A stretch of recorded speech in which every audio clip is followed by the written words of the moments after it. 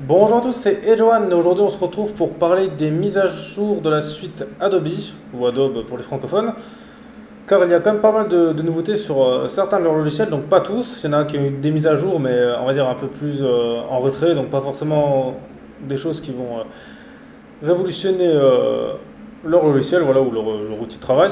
Mais par contre, il y a des choses vraiment assez intéressantes, et, même si la tendance a toujours à être pareille, c'est-à-dire qu'on dirait que leur principal logiciel, on va dire, où il y a le plus toujours de nouveautés, c'est Photoshop. On dirait que Photoshop, c'est un peu, je pense, leur vitrine.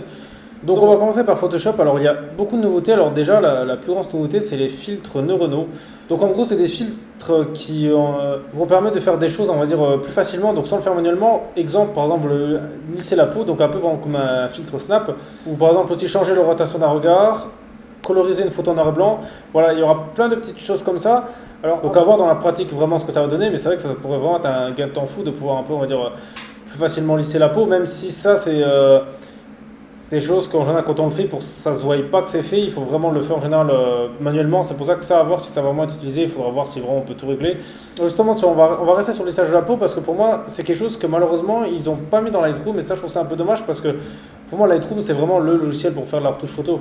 Voilà, et dedans, on peut lire lisser la peau, donc pour ça, on utilise la clarté. Et là, je trouve ça un peu dommage de ne pas l'avoir mis dedans parce que ça sera embêtant de, par exemple, moi je suis plus à l'aise par exemple sur Lightroom que sur Photoshop pour faire des retouches de portrait par exemple. Donc ce serait dommage de devoir d'abord passer sur Photoshop et après la mettre sur Lightroom. Je trouve que c'est une petite perte de temps, donc ça c'est un peu dommage de ne pas l'avoir mis sur Lightroom parce que je veux bien qu'il n'y ait pas tout que ce soit possible, mais ça ils auraient pu quand même le mettre dessus, je pense. Pour moi c'est vraiment très important de tout ce qui est en rapport avec le corps humain, voilà, retoucher les yeux, le visage, pour moi c'est quelque chose d'important, même pouvoir recoloriser du noir et blanc parce que on va dire là, Lightroom va perdre un peu pour moi en utilité dans certaines choses parce que Lightroom est vraiment fait pour la retouche photo. Photoshop, c'est plus, on va dire, pour faire du montage ou des effets spéciaux. On va dire c'est un peu l'After Effects de la photo. Donc je trouve ça un peu dommage de l'avoir mis que sur Photoshop parce que là, ça voudrait dire qu'il faudra, quoi qu'il arrive, changer de logiciel à chaque fois. Bon, après, si vous préférez, par exemple, travailler avec Camera Raw, voilà, moi je suis pas fan parce que moi je trouve l'ergonomie est moins bonne que sur Lightroom, donc ça après à vous de voir. Mais bon, dans l'idée, c'est quand même pas mal de pouvoir recoloriser des photos noir et blanc. Ça, c'est un truc qui peut vraiment être pas mal. À voir si ça marche vraiment surtout. Si par exemple on scanne une ancienne photo en noir et blanc, est-ce qu'en la mettant là-dessus, ça la fera en couleur. Donc voilà, ça à voir, mais ça pourrait être pas mal peut-être justement pour se rappeler un peu de notre passé, voir comment ça aurait pu être avec les couleurs. Voilà, c'est quelque chose qui est quand même pas mal. Après, il y aura d'autres choses aussi. Il y aura les smart portraits, donc ça c'est pour modifier l'âge de quelqu'un. Donc à voir si ça marche comme Face App ou quelque chose de similaire. Donc ce sera possible parce que c'est vrai que il y a pas mal de plugins par exemple en vidéo qui permettent de faire ça. Donc possible, je pense, que ce sera quelque chose comme ça.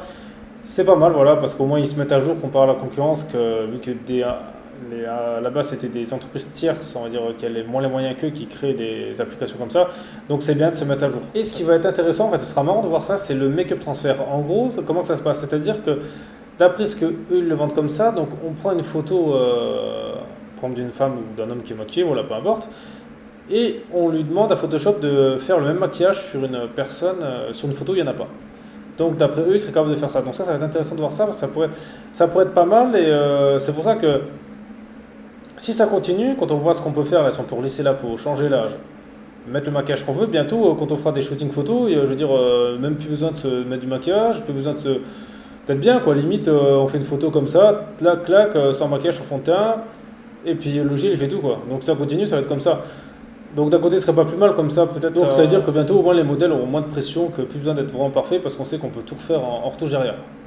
Ensuite, l'autre nouveauté, c'est le sky replacement. Alors en gros, donc comme son nom l'indique, en fait, c'est pour changer le ciel. Alors ça, si ça marche vraiment bien, ça va tuer Luminar. Parce que Luminar, en fait, c'était vraiment leur fonds de commerce. Donc en gros, justement, ce qu'ils vendaient, c'est qu'on achetait le plugin pour justement pouvoir changer le ciel comme on voulait. Et si maintenant Photoshop le fait de base, donc plus personne l'achètera. Et je pense que là, Luminar, si ils vont mettre la clé sous la porte si vraiment ils ne trouvent pas quelque chose de vraiment nouveau qui change tout, parce que là, il n'y aura plus aucune raison de dépenser, là, je crois que c'était une centaine d'euros pour avoir un logiciel que maintenant on peut tout faire dans notre logiciel de base. Donc ça c'est bien aussi Photoshop. En fait, moi là ce que j'ai l'impression que je lance sur Adobe, c'est qu'ils ont en fait en sorte tout ce que la concurrence faisait qu'ils ne faisaient pas. Donc comme ça permet justement que les gens n'aillent plus voir ailleurs et restent tout chez eux. Et donc d'un côté c'est pas plus mal. C'est pas plus mal, ça montre qu'ils n'ont pas peur de la concurrence et que peu importe ce que les autres font, ils sont capables de faire la même chose. Et en plus en ajoutant d'autres nouveautés, donc c'est pas plus mal. Et après, il y a aussi un autre outil de sélection donc, qui marche mieux pour les cheveux, voilà, pour détourer les cheveux, que c'est un peu plus des fois complexe, donc ça à voir, voilà, parce que c'est que des fois détourer des cheveux bouclés, c'est un enfer. C'est pour ça que... Maintenant, on va parler de Lightroom. Alors Lightroom, il n'y a pas grand-chose de nouveau. En fait, la plus grosse nouveauté, c'est là avant ce qu'on appelle les virages partiels, donc pouvoir sélectionner, changer certaines couleurs. Et ben maintenant, il y aura des roues chromatiques, voilà, c'est comme ça qu'ils appellent ça, pour justement changer les couleurs. Donc comme on peut voir par exemple sur Premiere ou After Effects, quand on veut changer des fois certaines couleurs. Donc voilà, ça fonctionnera comme ça. Il y aura des petites retouches couleurs en plus. Donc un peu déçu parce que justement, on va dire, toutes les nouveautés sont sur Photoshop. Lightroom, pour moi, est un peu délaissé. On va dire, chaque année, il y a des nouveautés, mais c'est jamais des vraies grosses nouveautés. Bon, c'est que la dernière nouveauté qui était bien, c'est qu'on voit avec les couleurs, là, qu'on peut remplacer complètement les couleurs d'une image sans affecter les blancs.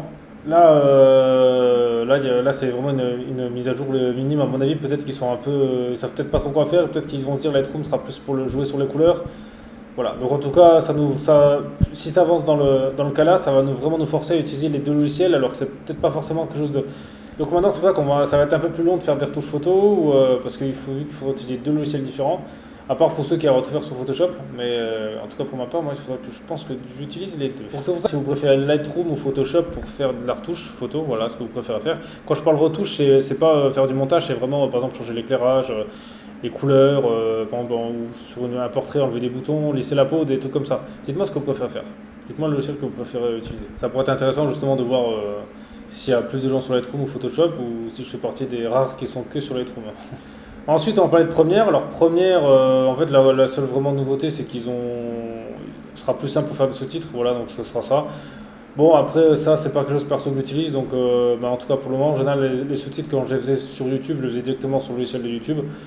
Donc voilà, pour ça, je pense que c'est quelque chose qui va pas être utile pour tout le monde. Après, ça peut être bien si par exemple justement on veut faire un film et des festivals et qu'on a besoin de le traduire dans d'autres langues, donc ça peut être quelque chose d'utile pour les gens qui font des choses comme ça. Même si ça fait longtemps qu'on fait des sous-titres et donc tout le monde avait sa méthode. Mais bon, c'est bien qu'ils améliorent ça, au moins ils montrent qu'il y a quand même quelque chose qui change pas.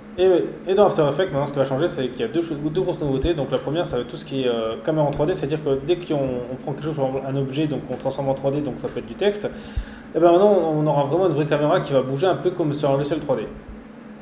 Donc c'est quelque chose de pas mal, dans le sens si on veut tout faire sur After Effects, voilà, donc c'est-à-dire on pourra, dès qu'on place des objets par exemple en 3D ou des choses que After Effects le considère comme un calque en 3D, eh ben, on aura une caméra qui pourra se déplacer, qui pourra faire tout le tour comme sur un vrai logiciel 3D, quoi. Donc ça, c'est comme une nouveauté assez sympa. Après, est-ce que dans les faits, les gens vont l'utiliser? Parce que vu qu'avant on ne pouvait pas, en général, quand on a quelque chose comme ça à faire, on faisait tout sur le logiciel 3D de base. Donc ça, à voir si ça va être utilisé. Mais je pense que ça peut quand même faire gagner un gain de temps pour ceux justement qui s'embêtaient à repasser sur un logiciel 3D pour faire certaines choses. Et la deuxième nouveauté, en fait, c'est l'amélioration du rotobrush. Donc le rotobrush, c'est la rotoscopie. Donc qu'est-ce que c'est la rotoscopie? En fait, c'est un pinceau dans After Effects qui permet de, par exemple, sélectionner une personne et de la retirer du fond. Voilà. Donc en gros, c'est une sorte de suivi de... Donc ils ont dit que justement, ça va être beaucoup mieux parce qu'ils utilisent la technologie là qu'ils appellent Sensei. Alors, sur le papier, c'est bon. Maintenant, à voir dans les faits, parce que malheureusement, ils ont fait une démo qui, moi, m'a pas convaincu du tout. Ils ont fait une démo avec deux personnes en train de danser. Et eux, ils ont annoncé avec Sensei que ça pourra suivre plus facilement. Alors, ok, ça a suivi sur quelques frames, alors qu'avant, il fallait tout faire frame par frame. Mais je sais pas si vraiment des scènes complexes, ce sera faisable. Ce sera peut-être possible pour genre une personne qui marche toute seule dans la rue. Voilà, des trucs assez basiques. Parce que là, ce qu'on a vu, justement, à mon avis, s'ils ont fait que frame par frame, c'est que le logiciel pouvait peut-être pas faire plus loin, parce que c'est qu'à un moment, la personne était sur le côté, après elle était de face. Il y en avait deux, donc c'est vrai, la scène était très complexe qu'ils ont mis. Ça a fonctionné sur quelques vraiment, je sais même pas si c'était une dizaine de frames. Bon, c'est sûr, même si c'est qu'une dizaine de frames, ça nous fera gagner du temps, parce qu'avant, il fallait faire ça souvent frame par frame. Donc, quoi qu'il arrive, ça fait gagner du temps, c'est un gros plus. Après, à voir vraiment dans les conditions réelles comment que ça fonctionne, parce que c'est comme par exemple leur suivi de caméra, quand ils avaient fait une démo dessus, c'était vraiment magique.